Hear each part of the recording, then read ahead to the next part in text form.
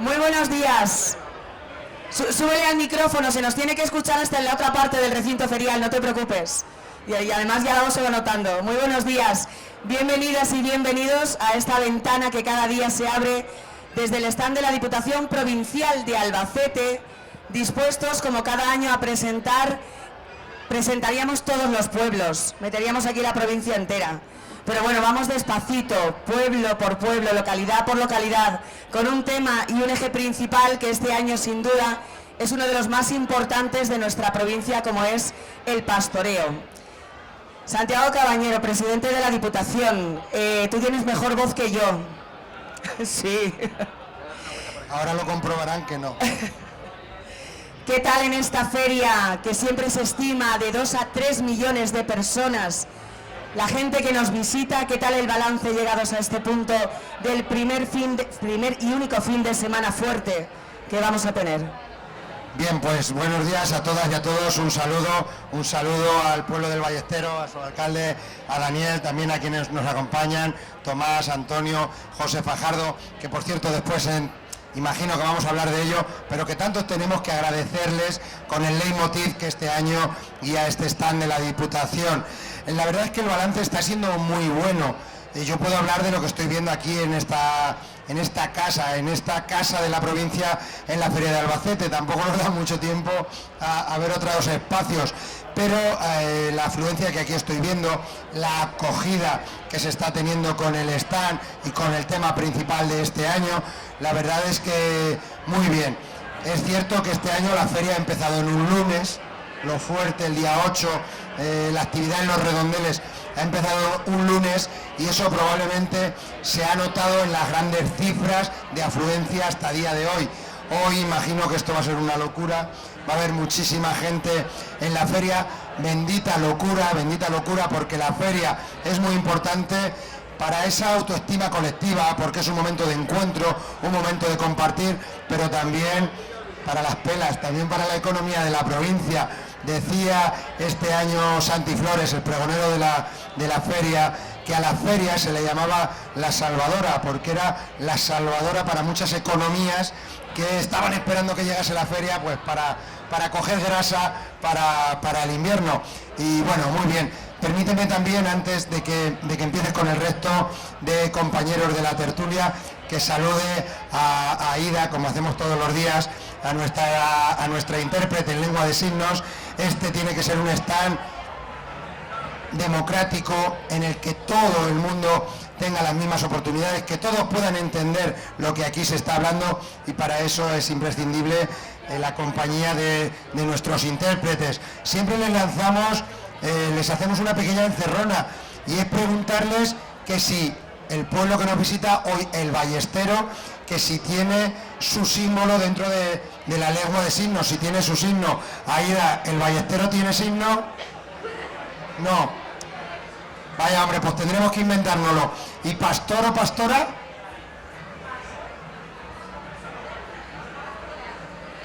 Pastor y pastora. ¿Cómo era el signo de feria de Albacete también? Por la noria.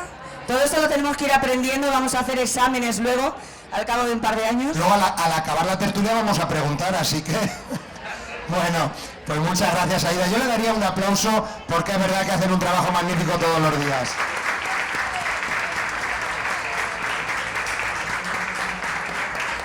Luego podríamos pasar el micrófono y preguntar cómo es Almansa, Balazote, El Bonillo... No, El Bonillo sí. Te lo has aprendido todo por si te quedas sin voz. Madre mía, estoy viendo qué me pasa. Bueno, pues vamos a cambiar hoy un poco el orden en la presentación hoy del Ballestero, con el alcalde Daniel Garrido, Tomás Morcillo, natural del Ballestero, uno de los autores de este libro referente, que está siendo el pilar del tema, del eje central del stand durante esta feria, Antonio Cano, gerente dueño del Conchel. Pero nos vamos a quedar rápidamente, porque es lo que tiene la feria, que nunca se puede confiar en lo que uno programa. José Fajardo, uno de los autores de este libro, se tiene que marchar. Pero como gran entendido de cañadas reales, de vías pecuarias, no podíamos dejar que se marchase sin preguntarle la localización, que creo que es fundamental para hablar del pastoreo y la ganadería, la localización tan importante que tiene el Ballestero. ¿No es así, José? Bienvenido, buenos días. Sí, buenos días. Bueno, sin duda, uno de los valores naturales más interesantes del término del Ballestero es que está atravesado por la Cañada Real de los Serranos, que es una de las pocas vías trashumantes que permanecen en uso en España. Entonces, todos los años pasan por ahí ganados que proceden de Teruel y de Cuenca y que se dirigen hasta Sierra Morena. Entonces, es una de las vías principales.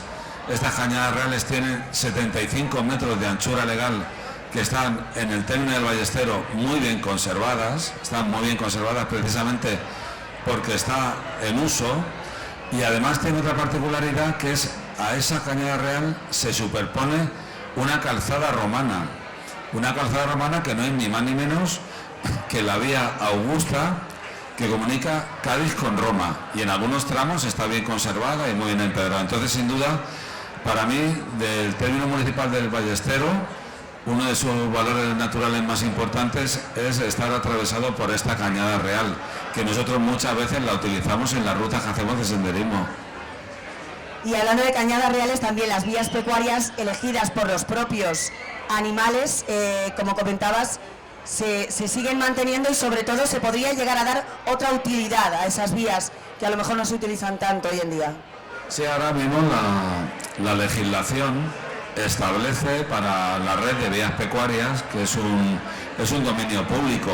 Igual legalmente tienen la misma consideración que las playas. O sea, son bienes demaniales. Entonces, la legislación les atribuye una serie de servicios. Por una parte, unos servicios que se llaman ecosistémicos y otros servicios que se llaman sociales y culturales. O sea, por ejemplo, servicios ecosistémicos es servir como refugio para la flora y la fauna, ser corredores verdes, mantener la biodiversidad. Y luego en servicios sociales está el senderismo, la interpretación ambiental. Por ejemplo, una cosa que va muy ligada al Ballestero es la recolección tradicional de la seta de cardo. La seta de cardo es la seta más apreciada en Albacete y va ligada normalmente al pastoreo. Los sitios donde hay pastoreo es donde más setas de cardo se dan. Y entonces las cañadas reales son dominios públicos donde se pueden recoger setas de cardo sin ningún problema legal, porque al final no es una finca particular donde se puede haber problemas por otra serie de molestias, pero el dominio público pecuario, entre los muchos servicios que ofrece, está de la recolección de setas de cardo, que hay muchísima tradición en el Ballestero y en muchos pueblos de Albacete. Bueno, hay muchísima afición con la recolección de setas, y también yo creo que para los poco entendidos, aunque nos guste, como yo por ejemplo, sí que hay que tener cierto respeto. Tú sí que eres muy entendido en lo que es nuestra flora de la provincia de Albacete. Nos vamos a quedar con muchas ganas de preguntarte muchas cosas, pero sobre todo, como siempre, mucha precaución a la hora de la recolección de setas. Si no son setas de cardo, son guíscanos, ¿está bien dicho? Está bien dicho porque eso es un nombre local, como si decimos, por ejemplo, atascaburras, ¿no? Atascaburras, podemos decir, es una deconstrucción de patata con bacalao desmigajado y tal. Bueno, entonces, guíjano es un nombre local. El guíjano va a ser, por ejemplo, una seta muy conocida en los pueblos de la Sierra de Albacete, porque va ligada a los pinares. Pero los pueblos del campo de Montiel, al no haber pinares, allí no se dan los guíjanos. Entonces van a ser zonas donde donde se conoce de toda la vida es la seta de cardo. Pues José Fajardo, muchísimas gracias. No sé si quieres, antes de marcharte, decir un último mensaje como uno de los autores, como decía, de este libro de cabecera que nos está ayudando muchísimo a lo largo de estas presentaciones en el stand este año. Bueno, yo le quiero agradecer a Daniel, al alcalde del Ballestero, cuando hicimos trabajo de campo allí también, que una parte muy importante la hicimos allí con pastores de la zona, y es un pueblo que para la gente, por ejemplo, que quiera conocer la naturaleza, tiene unos valores naturales muy interesantes. Gracias. Muchísimas gracias. Por favor, un fuerte aplauso. Lo hemos retenido unos minutos. Gracias por haber cambiado agenda y estar con nosotros unos instantes, por lo menos. Y te puedes marchar cuando quieras. Gracias. Y ahora volvemos al ritmo natural que hemos tenido durante todos los días. Hablamos del ballestero, que no tiene signo todavía, pero que se lo vamos a buscar a lo largo de esta feria. Y hablamos en primer lugar con Daniel Garrido, con su alcalde, con esa primera pregunta que le hacemos todos los días a nuestros alcaldes y alcaldesas. Es muy difícil, pero en un par de minutos, a los millones de personas, además este sábado que están en la feria de Albacete, ¿qué se le puede decir del ballestero para invitarlos a ir y conocerlo? Bueno, buenos días a todos.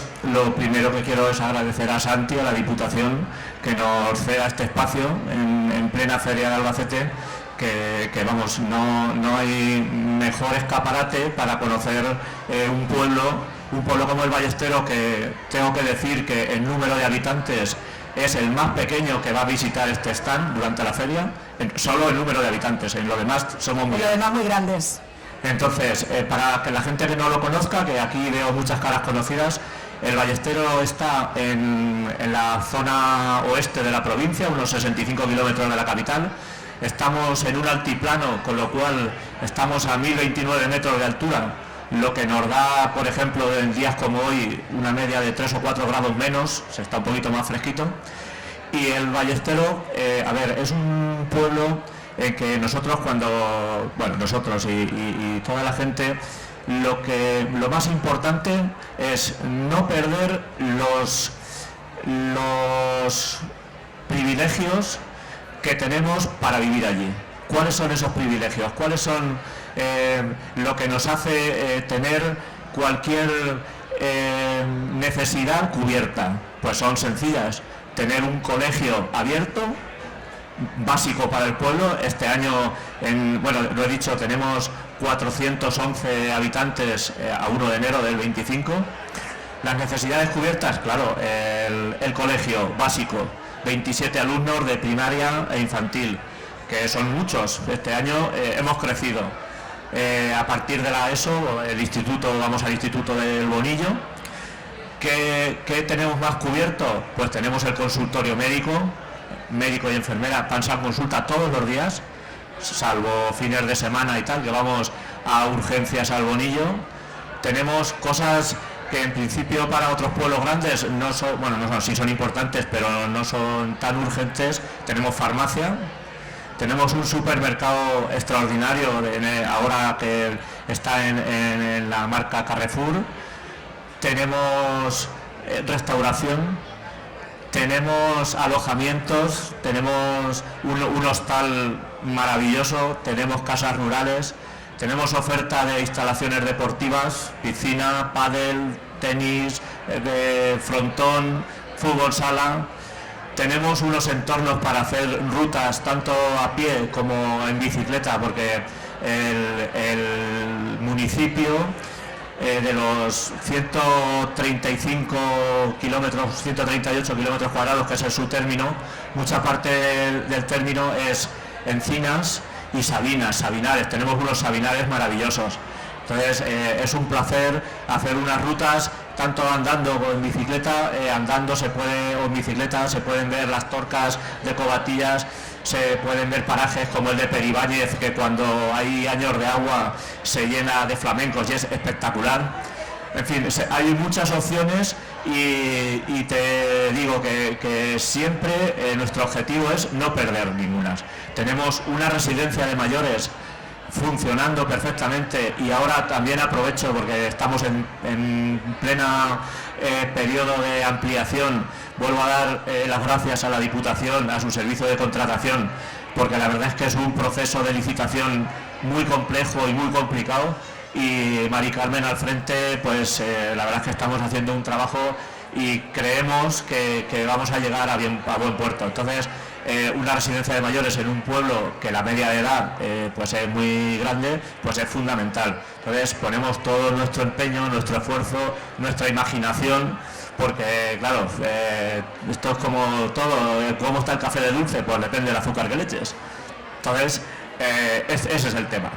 ¿Qué más tenemos? Pues a colación de esto tenemos un museo etnográfico que es un recinto sorprendente.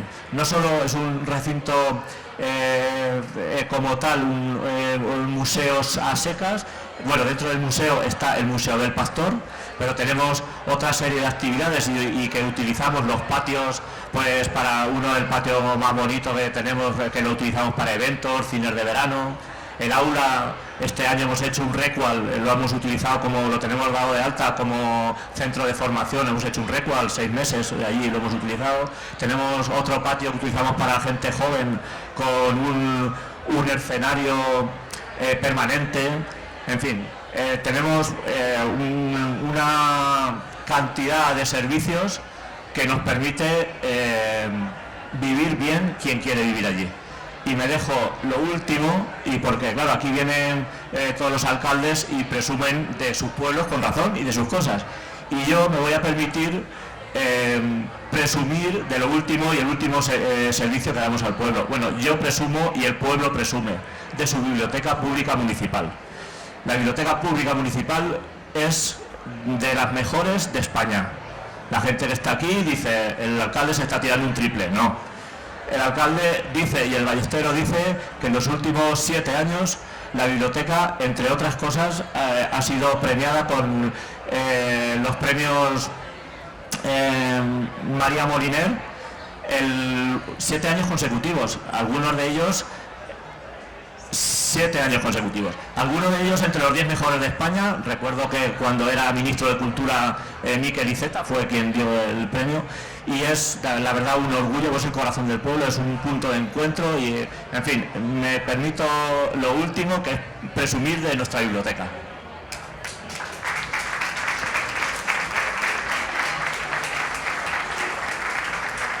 Es que es el foro, es el momento de presumir y decirle a toda esta gente, oigan, que en el Ballestero, además de esos cielos despejados, donde se pueden ver las estrellas de todos esos servicios, además disponen de esta biblioteca y de muchísimo, muchísimo más, porque sé que la pregunta siempre es difícil. Hablar de la tierra de uno y presentarla en un par de minutos es tremendamente complicado. Sí, bueno, podríamos decir muchas cosas.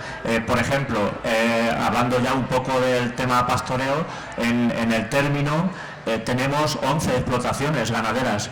De las 11, prácticamente todas son de ovejas, alguna cabra y una explotación nueva que tenemos desde hace un par de años, que es de vaca de carne, un chaval joven, que la verdad es que es una alegría que la gente tenga iniciativa y tiene una explotación pequeña de vaca de carne, pero bueno, ahí está y sí, vamos para adelante. Pues vamos hablando del pastoreo, vamos a hablar también, por supuesto, con Tomás Morcillo, si le puede pasar el micrófono. Se marchaba José Fajardo, uno de los autores de este libro, que, como decía al principio, es referente a lo largo de esta feria en nuestro stand. En primer lugar, yo creo que Tomás, enhorabuena por este trabajo de investigación, que se ha presentado la segunda edición, por cierto, durante esta feria. Y supongo que un orgullo también venir a hablar uno de su pueblo, del Ballestero, que también es protagonista en este libro, muy protagonista. Buenos días. Antes de nada, darle las gracias al alcalde, porque me ha invitado a estar también aquí en este acto, que de alguna manera, como él ha dicho, es un acto importante para la gente de nuestro pueblo. Y sobre todo también darle las gracias a Santiago Cabañero, al presidente de la Diputación, porque en su día nos apoyó para publicar este libro y acertó porque la primera edición se agotó rápidamente, y volverle a agradecer que haya tenido la deferencia de editar por segunda vez este libro que tanto demanda tiene, porque es curioso, pero se hizo la presentación el otro día de la segunda edición y esa misma mañana me estaban llamando de la librería popular porque decían que ya estaba yendo la gente a preguntar por dónde podían adquirir ese libro. Luego, éxito ha sido, y prueba de ello es que tanto Fajardo como yo pues estamos de feria en feria como los turroneros, porque todo el mundo nos pregunta pues por estas cosas. Y hablar del libro y hablar del Ballestero al mismo tiempo, pues lógicamente es hablar del campo de Montiel. Y el Ballestero está en una comarca que históricamente ha sido siempre una comarca ganadera, es tierra ganadera desde siempre. Cuando ya de por sí llega la Reconquista y Alcaraz se encuentra con un alfoz, con un territorio inmenso que tiene un valor, y el valor es precisamente esos pastos de gran calidad que dan lugar precisamente a la calidad de sus carnes y a la calidad de su leche para el queso que todavía se produce. En la comarca hay 8 empresas que hacen queso, y además queso de muy buena calidad. Y además decía Daniel que efectivamente en la comarca ha disminuido el número de ganado, digamos, en pastos libres. Ganadería extensiva se ha reducido, pero no en el número de cabezas en general. Y es verdad que hay algunas explotaciones, en el Ballestero tal vez esté la mayor, que es una explotación con, no sé si tiene 5.000 ovejas, que al final lo que hacen es, de alguna manera, las sacan a pastar y luego tienen una parte estabulada. Eso hace que el Ballestero tenga un número de ovejas que no se corresponde con el término, aunque sea un término de 14.000 hectáreas. Por tanto, yo creo que hablar del Ballestero y hablar de pastoreo, pues es un placer, sobre todo para mí. Lo dije el otro día, Santi es hijo de pastor y yo soy nieto de pastor. Y todos en el Ballestero tenemos algún antecedente en el pastoreo, porque de eso vivíamos.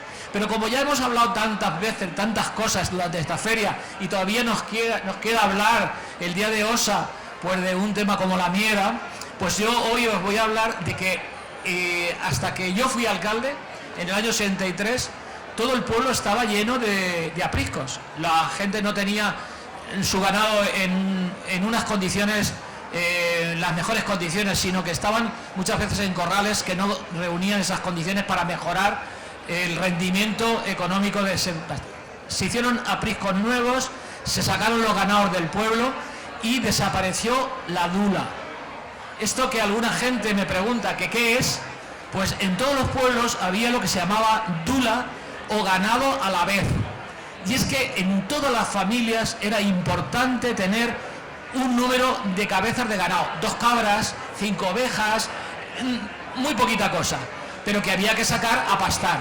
Para ello, el ayuntamiento desde siempre tenía unos cortes de pastos reservados. Había uno que era la dehesa carnicera, para aquel que se quedaba en pública almoneda todos los años para garantizar el abastecimiento de carne.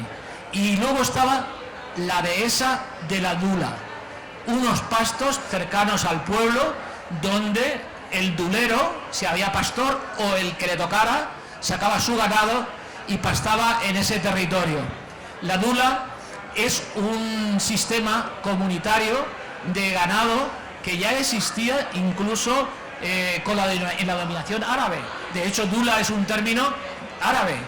Y lo que hacían por la mañana es recoger de alguna manera el ganado en un corral y lo sacaban a pastar. Y lo curioso es que cuando volvían al pueblo, eso siempre llamaba la atención, no había que llevarlo, el pastor no tenía que llevarlo a cada casa, sino que las ovejas se repartían ellas solas, iban a su familia y a su corral de origen. La dula es algo que curiosamente se ha perdido en los pueblos, pero que tenía que ver mucho con la alimentación. No con la alimentación ya del propio pastor, sino con la alimentación del ganado, sino del propio pastor. La dieta estaba la carne que producían ellos y la leche que también se producía. Y prácticamente yo tenía que terminar aquí, pero estando Antonio y estando el alcalde y estando el presidente de Diputación, yo tengo que decir, y sobre todo viendo a Concha, que está con su cámara y tal, y tantas caras conocidas, la gente sabe, por lo que decía Dani de la biblioteca, que son muchísimos años los que hace que el Ballestero apostó por la cultura, por una parte. Se hizo siempre una programación cultural de calidad, siempre se aprovechó y nos costó en su día, ¿verdad?, convencer a la gente de la necesidad de la biblioteca abierta todos los días, y cuánto hemos echado de menos a María, el alma de nuestra biblioteca, que hoy hubiera estado aquí y nos hubiera ayudado en este acto. Y hemos apostado siempre por un pueblo que valora la cultura. De hecho, tenemos siempre alumnos en los institutos y en las universidades con grandes rendimientos, siempre destacados, y ha sido precisamente porque van con esa base. Y otra apuesta nuestra era por los emprendedores locales. Las empresas como el Consell siempre se les ha apoyado, porque esa ha sido una clave. No sé si lo ha dicho Dani, pero un pueblo con 400 habitantes recibe todos los días casi 200 personas de los municipios de alrededor a trabajar. Es decir, el Ballestero todos los días tiene muchos más habitantes por la gente que recibe para trabajar en el pueblo. Por tanto, esas dos apuestas nuestras de apoyar a los emprendedores, al Consell y la biblioteca y la programación cultural han sido los que hacen que el Ballestero sea puesto en el mapa. Todavía hay gente que dice el Ballesteros o Ballesteros, y a nosotros nos llama la atención ese error. Somos el Ballestero, chica, Aida. el Ballestero. Muchas gracias, Tomás. El Ballestero. Quería apostillar algo, Santiago. Por tanto, que sepáis que el Ballestero es un pueblo vivo. 27 niños en la escuela, en un pueblo de 400 habitantes, cuantos lo quisieran. Y es un pueblo que tiene también una preocupación especial por los mayores. Por eso también luchamos en su día por tener una residencia de ancianos que es también de las mejores, pequeñita pero de las mejores. Y como podíamos hablar mucho de la torta de pastor y de todo lo que hacen los pastores... Y vamos a hablar, pero eso para el final. No lo estás sacando ya, ¿no? Esto lleva un orden. Ya. Raquel, yo dejo el micrófono y se lo doy a quien tú digas. Pues de momento Santi quería apostillar algo, creo. Sí, apostillar alguna cosita, porque estamos contando muchas cosas muy rápido y probablemente haya quien se pierda en el hilo y no sepa de lo que estamos hablando. Me refiero a cuando ha dicho Tomás, creo que merece la pena que nos recreemos en ello, ha hablado de María Moreno, que era el alma de la biblioteca, que nos dejó hace poco, que nos dejó demasiado pronto y que es una de nuestras 13 huellas.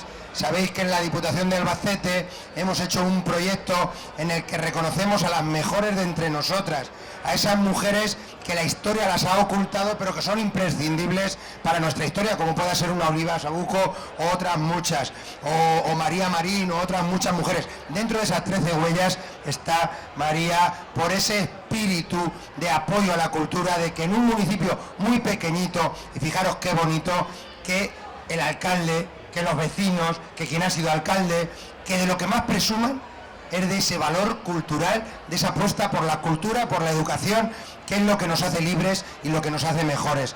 Es maravilloso y por eso no quería que pasara por alto. Como tampoco quiero que pasar por alto, porque me parece de justicia reconocer el magnífico trabajo que tanto Tomás Morcillo como José Fajardo han hecho en este libro. Estos días estamos hablando del pastoreo.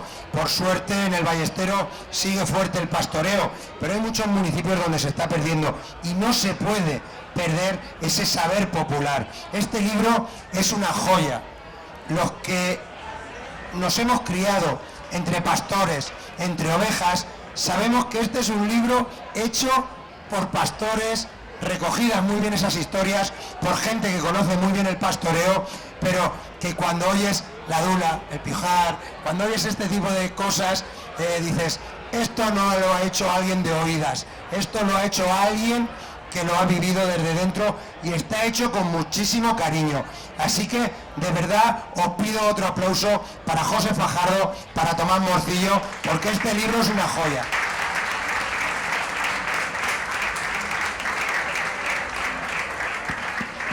Hablaremos, Tomás, que me estás mirando, vamos a hablar de las tortas de pastor, vamos a hablar del blanco, que sobre todo yo por lo que me toca por la parte de viveros, recuerdo que está un poco adoptado esa tradición, pero yo recuerdo ese miedo cuando de repente, que yo no tenía ni idea de lo que era el blanco, me llevaron corriendo a dormir porque venía el blanco y no lo podíamos ver. Hay mucha gente que no sabe y de esa tradición hablaremos, pero antes el alcalde hablaba al principio de todas las riquezas que tiene el Ballestero, de lo bien que se vive en el Ballestero y sobre todo se puede vivir bien en un sitio en el que hay trabajo. Y es un orgullo también tener a una de las personas que viene de una familia que apostó por crear empleo en el Ballestero. Así que por favor, ya que estamos de aplausos hoy, un fuerte aplauso para Antonio Cano, gerente del Conchel, que nos acompaña. Muchas gracias. Bueno, pues independientemente de que la gente me pueda situar en lo que puede ser el Conchel hoy, sí que es verdad que nosotros partimos de esta tradición de pastores. En mi familia he conocido mis abuelos, bueno, uno de mis abuelos, mis tíos, mi padre eran pastores. Nosotros nos enganchamos al negocio como una forma de supervivencia de la familia, un pequeño negocio en el año 1978, y simplemente con el apoyo, pues eso, de matar esos corderos, de empatar a matar esos cerdos, cuando la economía de los pueblos empezaba a florecer un poquito, ¿no? Dejar de ser tan pueblos. Y bueno, pues en nuestro caso ese negocio pues llevó a lo que es hoy nuestra empresa. Nosotros actualmente nos hemos dejado llevar hacia el mundo del cerdo, pero a lo largo de nuestra trayectoria como distribuidores de productos de alimentación, uno de nuestros grandes valores ha sido el cordero, la apuesta por el cordero, de raza manchega. Yo estuve 8 años dentro del Consejo Regulador y hasta este momento nuestra apuesta ha sido por defender la denominación de origen de cordero manchego, que afronta dificultades, o sea, no está en un momento fácil, pero nuestra apuesta ha seguido ahí. Aunque realmente, bueno, lo que hoy nos ha puesto en el mapa del mundo, quiero presumir, me siento súper orgulloso. Es el día de presumir, adelante Antonio, adelante. Igual que han hecho el alcalde de mi pueblo, me siento súper orgulloso de poder haber llevado el nombre del Ballestero y de una finca del Ballestero, como es el Conchel, a lo largo del mundo. Es decir, hoy estamos presentes en más de 40 países y para mí, ya aparte de la parte social, de la parte empleo y todo eso, pues para mí que mis productos, que el nombre del Ballestero, aunque sea en una etiqueta, aparezca en Japón, aparezca en la República de Myanmar, en Tokio, en Argentina, en Chile, Paraguay, Uruguay, podría deciros muchísimo más, pues la verdad me hace sentirme muy orgulloso de aquella decisión de apostar por mi pueblo, quedarme en mi pueblo. No hace falta que lo diga, lo saben de sobra, que soy un enamorado del Ballestero, vivo en el Ballestero, o sea, sigo viviendo ahí. Mucha gente me pregunta y dice, ¿qué vas todos los días al pueblo? Digo, no, de vez en cuando vengo al Albacete, ¿no? Entonces yo me siento muy orgulloso de esto. Por lo demás, pues lógicamente también de en aquel momento en el que uno tiene el sueño simplemente de sobrevivir, ¿no? Más adelante poder crear algún puesto de trabajo, pues hoy, bueno, dirigir una empresa que da empleo a casi 100 personas, pues la verdad es que también me hace sentirme orgulloso. Somos parte del sustento del Ballestero de alguna manera, ¿no? Del asentamiento de población, es decir, cada vez que alguien decide formar su familia, venirse a vivir al pueblo, pues es un motivo de alegría. Y bueno, sabiendo las dificultades que tiene pueblos como el nuestro, ¿no? Con esos 400 habitantes, miras el futuro con cierta preocupación, ¿no? Por eso siempre, pues cuando he tenido la oportunidad de de pedir esa ayuda, ¿no?, a nuestros políticos, a nuestros representantes, decir, de verdad creeros, que no se queden palabras y en deseos, lo de la España vaciada y tal, de verdad tomarlo en serio, porque esto es complicado, ¿no? Entonces, bueno, la aportación que yo pueda estar haciendo, pues sí que me hace sentirme muy, muy orgulloso. Se necesitarían muchos más concheles por España para dejar de oír hablar de la España vaciada, de la despoblación. Tú decías que sí porque tú vienes poco a Albacete, estás en tu pueblo. Santi, siempre además lo decimos, él siempre va a Cenizate y necesita ir a Cenizate. No, yo vivo en Cenizate como él. Lo que pasa es que él viene de vez en cuando a Albacete y yo vengo todos los días. Pero yo vivo también en Cenizate. Ha dicho Antonio eso que repiten de la España vaciada. A mí me gusta más hablar de la España vacilada, porque lo que han hecho es vacilarnos durante mucho tiempo las administraciones. Pero somos la España de las oportunidades y tenemos el más claro ejemplo, cómo en un municipio pequeñito, 400 habitantes, se puede tener la mejor cultura, se pueden tener oportunidades, todos los días recibe trabajadores y trabajadoras que vienen de fuera. Por tanto, yo lo que aprovecharía es para lanzar un mensaje a los emprendedores, para que se den cuenta de que en el mundo rural hay muchas oportunidades. Lo hemos repetido también muchas veces durante estos días. La época del desarrollismo, los años 60, 70, parecía que las zonas rurales eran las zonas en las que se vivía peor, que el que se iba a la ciudad crecía en el ascensor social, el que se quedaba en el pueblo es porque había fracasado socialmente. Hoy, por suerte, esto está muy alejado de la realidad. En el mundo rural te puedes encontrar una agricultura muy tecnificada. Me río yo de que algunas altas tecnológicas tengan la tecnificación que tiene nuestra agroalimentación en el mundo rural. Quien no conozca el Conchel, con permiso, Antonio, que vayan y lo conozcan y vean si, no quiero nombrar ningún polígono de ninguna gran ciudad, pero a ver si encuentran la misma tecnificación, las mismas redes comerciales, el cómo saber salir al mundo, y eso no es incompatible con vivir en un pequeño municipio donde tienes esas privilegios, le llamaba el alcalde, de poder tener esa calidad de vida, ahora lo hemos visto en la pandemia. ¿Quién tiene un problema?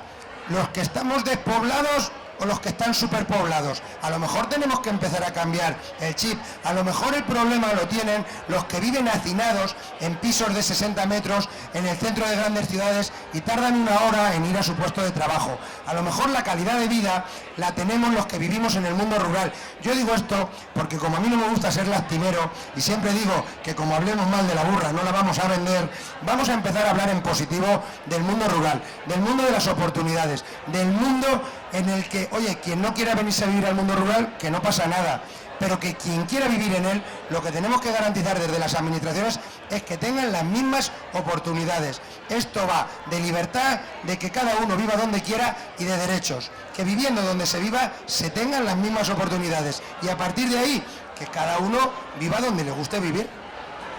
Pues es que vamos a aplaudir porque es lo que todos tenemos ganas ahora, ¿no?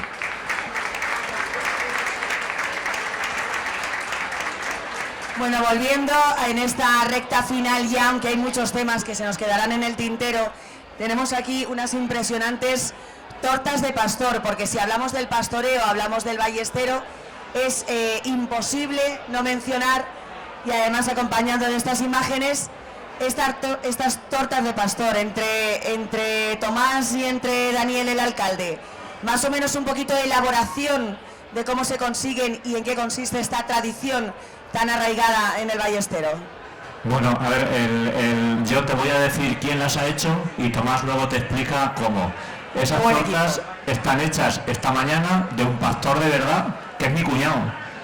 Y mi cuñado es un pastor de los que está en el libro. Es Pepe 50, Pipe Cincuentilla, todo el mundo lo conoce en el pueblo.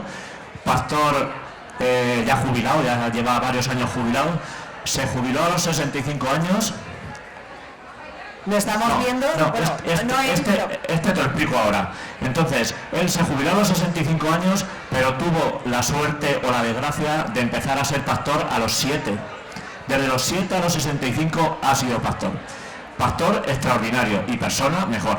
Entonces, esta mañana nos ha hecho las tortas, un poco de referencia al ballestero, luego las vamos a probar. Y en cuanto a la elaboración, este vídeo que estamos viendo aquí, este es un chico pastor también de mi pueblo, el Leandro, que iba a venir a hacernos la torta aquí en directo, a amasarla, pero bueno, su trabajo no le ha permitido. Pero tenemos un vídeo que es cómo se hace, y Tomás, si quiere, nos explica un poco el proceso, y estamos viendo cómo empieza a amasarlo y los ingredientes, que los ingredientes son bien sencillos: harina, agua y sal, no hay más, y trabajo. Entonces, y mucho amor. Sí, sí. Entonces, Leandro, que es el chico este que la hizo, esto es un mercadillo que hicimos hace un par de años en la plaza. La tienda que se ve es la tienda que tenemos en el Museo Etnográfico. He dicho, no sé si he dicho antes que muchas de las piezas que están expuestas aquí son del museo, las hemos cedido del Museo Etnográfico.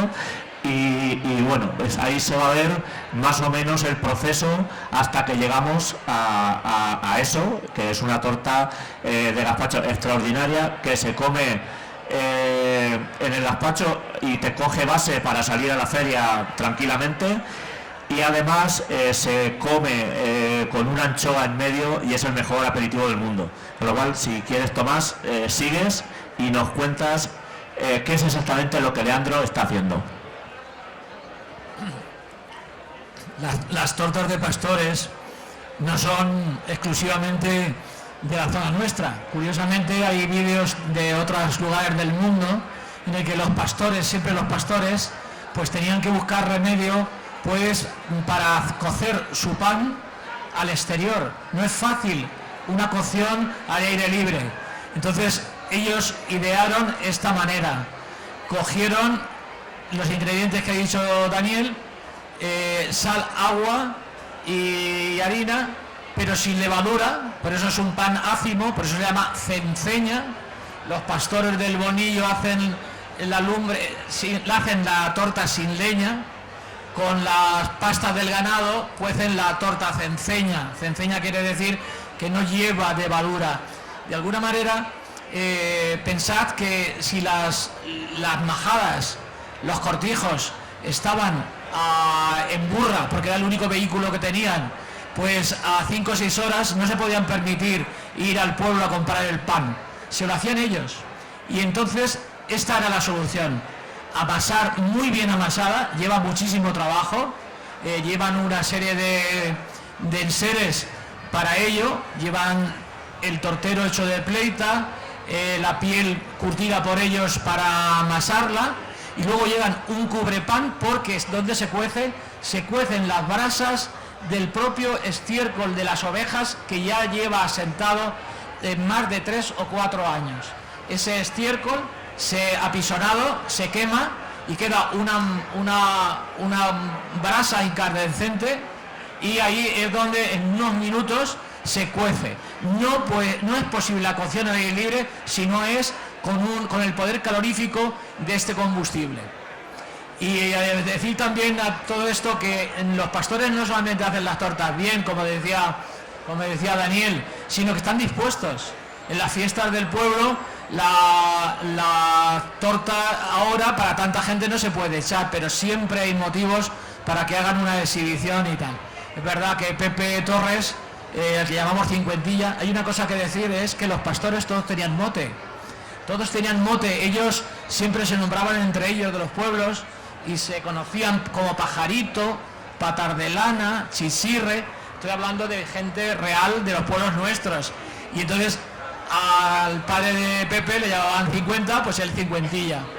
Y no hables en el Bonillo de Pepe Torres porque tienes que decir que es cincuentilla, y se conocen entre ellos. Y hay una cosa que podéis ver ahí en la exposición, que como has dicho son elementos de los pastores y del Museo Etnográfico del Ballestero, sino que ellos mismos, y hay que decirlo, hoy respetaban como nadie de la naturaleza. Se servían de ella para todo, era su recurso principal, pero jamás se habló de nadie que hiciera un pastoreo abusivo, que pegara fuego, por ejemplo. Ellos cuando cocían hacían sus guisos al aire libre, siempre lo hacían de tal manera que jamás pegaron fuego, eran cuidadosos con todo. Entonces, aparte de hospitalarios, aparte de estar siempre dispuestos a indicar a alguien por dónde se iba a tal, pues eran gente con unos valores que desgraciadamente nunca se han reconocido, y que yo creo que el año que viene, Santi, digo Santi porque estamos hablando de pastor a pastor, pues el año que viene, con esa declaración de Año Internacional del Pastoreo, todos estos libros, todos los documentales y todo se van a poner más en valor, y afortunadamente a nivel mundial se va a hacer de alguna manera un homenaje merecidísimo y un reconocimiento a los pastores de todo el mundo. Más que necesario. Sí, lo ha dicho muy bien Tomás. Lo hemos repetido aquí estos días. Yo no conozco a nadie más ecologista y más animalista que un pastor. Nadie quiere y se sacrifica tanto por el ganado como el pastor, y nadie cuida más de los pastos como el pastor. Por tanto, sí que por eso hemos querido dignificar esta profesión, y lo hemos nombrado 2 o 3 veces. Yo no sabía que había hecho las tortas él, pero yo pediría un aplauso para Cincuentilla, que nos va a permitir degustar las tortas de pastor. Y rápidamente, antes de acabar con el grupo de folclore, el trillo, escuchar por supuesto al director del grupo de coros y danzas del Ballestero, a Manuel Oliver. El blanco, tradición del blanco. Hemos hablado de las tortas y no podemos dejar de hablar del blanco, porque hay mucha gente que no sabe. Ah, pues que nos, por favor, que Concha nos acompañe para hablar del blanco. Concha, anímate. Venga, Concha, Esta necesitamos es una tertulia entre amigos y amigas. Un fuerte aplauso, por favor. Gracias. No, pero porque hay mucha gente que no conoce esta tradición, y además hay mucho misterio en torno a ella. Háblanos, Concha. A ver, perdona, Concha. Antes de empezar, el blanco ha salido en las imágenes del vídeo anterior. Había 3 o 4 fotos del blanco. Ahora ya Concha nos explica, pero para cuando os hagáis una composición un poco del lugar, salía en el vídeo anterior. a ver, hablaba antes Antonio, Tomás, Dani del Ballestero a nivel internacional. Quiero deciros que hay una fotografía de Cristina García Redero, que seguramente no, es la fotógrafa también castellano-manchega, ella de Puerto Llano, y en el año 86, que es cuando ella empieza a publicar su libro sobre las fiestas tradicionales, viene al Ballestero y hay una foto del blanco de Cristina García Redero en un museo de Nueva York, en su museo etnográfico de Puerto Llano. Bueno, quizá esa imagen, de darle esa trascendencia a una tradición que es de todos. Yo recuerdo cuando escribimos sobre el blanco, en un número de la revista Albasit, poníamos en valor un montón de cosas. Primero decíamos que podría ser una de esas mascaradas de las fiestas de entrada del invierno que decía Caro Baroja que se ubicaban en torno a la Navidad, una mascarada de inocentes. La nuestra tenía otro elemento que es muy importante en el Ballestero, que es el tema de la igualdad. Es de las pocas tradiciones y mascaradas en las que no está vetada la participación de la mujer.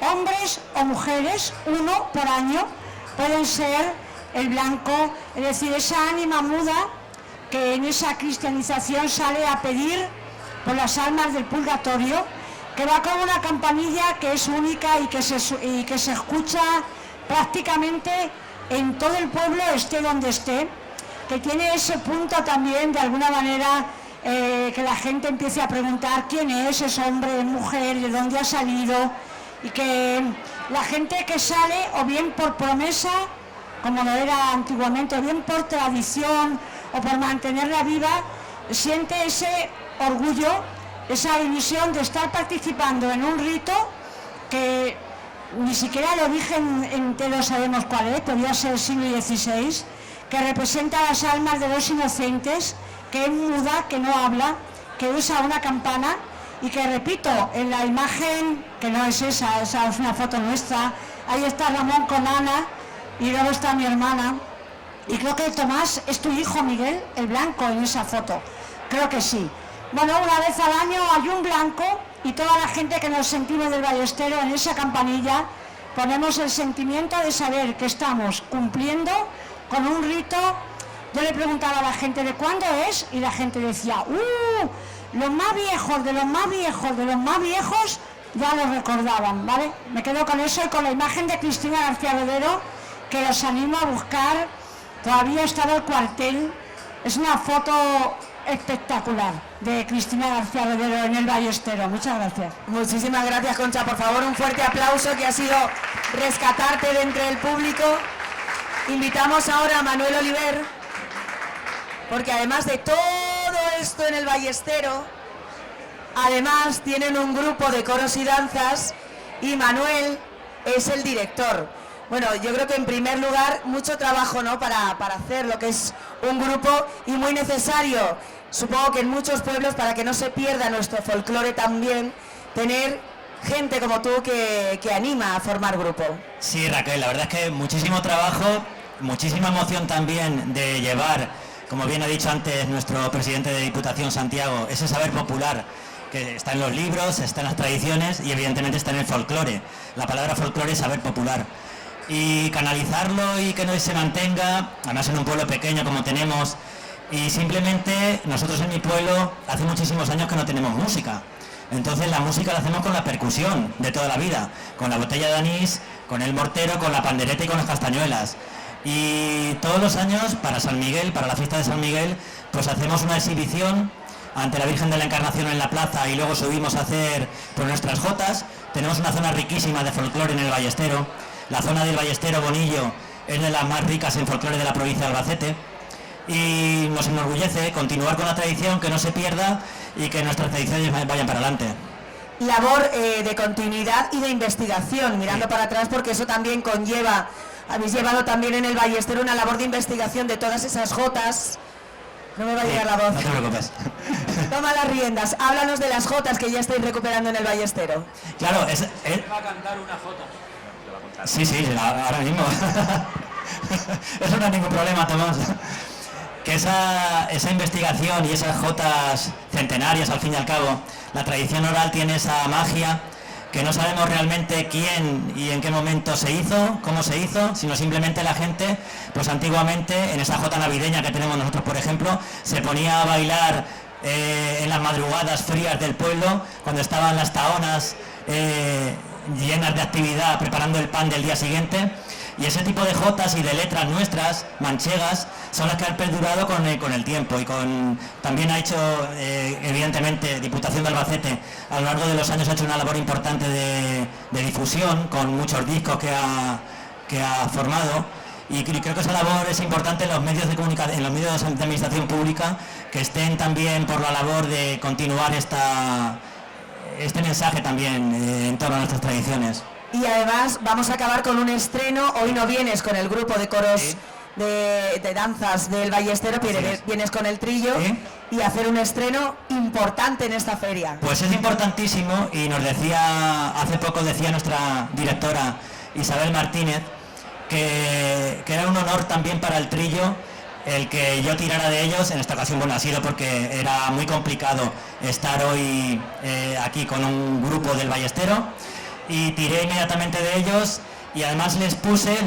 canté la jota, esta jota que nosotros hemos llamado muchas veces primera, y que bautizamos como la jota de la Ramona y Ramoncito. Tú te llamas Ramona, yo Ramoncito, vaya que par de nombres más rebonicos.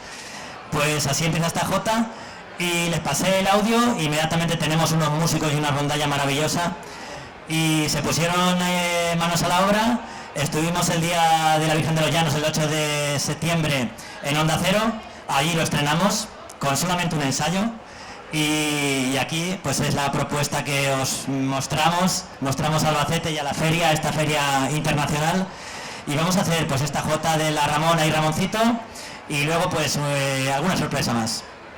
Pues deseando de escucharlos, de disfrutarlos, de probar, como prometía el alcalde, estas tortas de pastor, y sobre todo de hacer una entrega, un detalle que siempre la Diputación, de un cuco, no un cubillo, que ya me echaron la bronca uno de los primeros días, de un cuco, regalo institucional también, y de un cencerro, yo creo que para todos, y un fortísimo aplauso para todos.